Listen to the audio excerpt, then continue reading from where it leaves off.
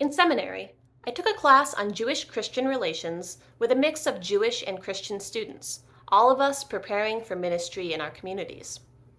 It was spring 2020, so our class bled into the early days of COVID-19. One assignment was to visit each other's communities, so we attended each other's Easter and Passover services on Zoom. Sitting at home watching an Easter Mass, I imagined my Jewish peers doing the same. I felt twinges of embarrassment. After weeks studying Jewish-Christian relations, I was on high alert for all the anti-Jewish theologies that poke through our liturgy and lectionary. I'd hardly noticed them before, but my peers would notice right away.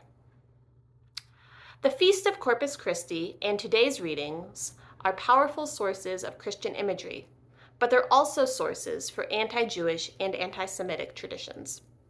Our translation begins with the words, "Jesus said to the Jewish crowds," which seemingly sets Jesus apart from his own people. Any time our readings refer to the Jews, Christian listeners ought to pause and ask questions like, who wrote or edited this? What's their relationship to Jewish tradition?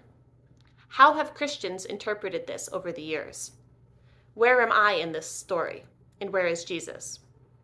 For example, when Jesus says, "Unlike your ancestors who ate and still died, whoever eats this bread will live forever," he's speaking to his own people. They shared ancestors.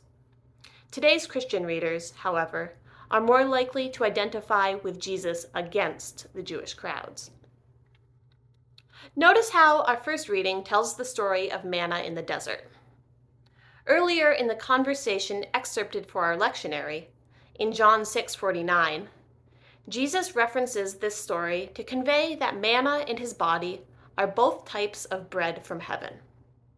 Today, though, we're primed to conclude that if the crowd's ancestors ate manna and still died, then Christianity and the Eucharist have triumphed over Judaism. The belief that our new and improved religion has replaced outdated Jewish traditions is called supersessionism. Both progressive and conservative churches repeat supersessionist theologies all the time today. This gospel reading is extra charged because anti-Jewish medieval stories often focused on Jewish skepticism or hostility toward the Eucharist. In popular stories, Jewish people plotted to steal, torment, and defile the host, just as they had supposedly tortured Jesus on the cross. Christians also accused their Jewish neighbors of kidnapping and killing Christian children.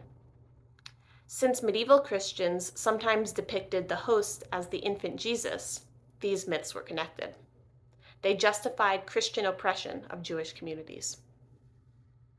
At church, it's always a good exercise to ask, how would this reading or homily affect people who aren't in the room?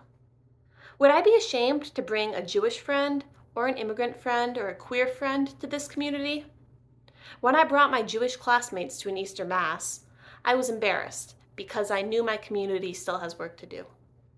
Digging through tradition should be part of our faith and practice. It's part of building a better church.